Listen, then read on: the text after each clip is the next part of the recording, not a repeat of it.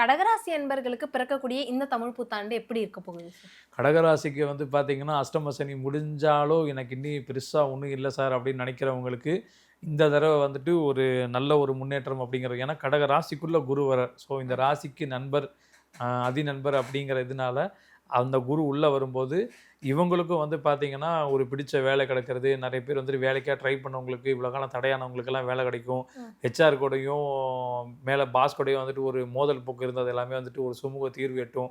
சில பேர் ஹெச்ஆரே வந்துட்டு வேற ஊருக்கு ட்ரான்ஸ்ஃபர் ஆகி போயிடுவாங்க. இல்லாட்டி இவங்க ஒரு நல்ல ஊருக்கு மாத்திருவாங்க.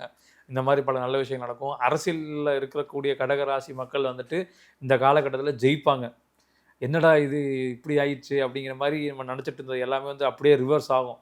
எதிர்பார்க்காத பல விஷயங்கள் நடக்கும். பர்ட்டிகுலரா அந்த குரு பெயர்ச்சி ஆகக்கூடிய காலகட்டத்தில இருந்து, அப்படியே அவங்களோட கிராஃப் வந்து நல்லா மேல ஏறிட்டே போகும். சரிங்களா? இந்த கோர்ட்டு கேஸ்ல, டிவோர்ஸ்ல வந்துட்டு பிரச்சனை நின்னவங்களுக்கு சுமூகமா ஒரு தீர்வு கிடைச்சிரும். நெறைய பேர் வந்துட்டு இந்த செயற்கை கருத்திரிப்பு முறையில குழந்தைகளுக்காக வெயிட் பண்ணிட்டு இருந்தவங்களுக்கு, இந்த காலகட்டம் குழந்தைகளும் கிடைக்க ஆரம்பிச்சுரும்.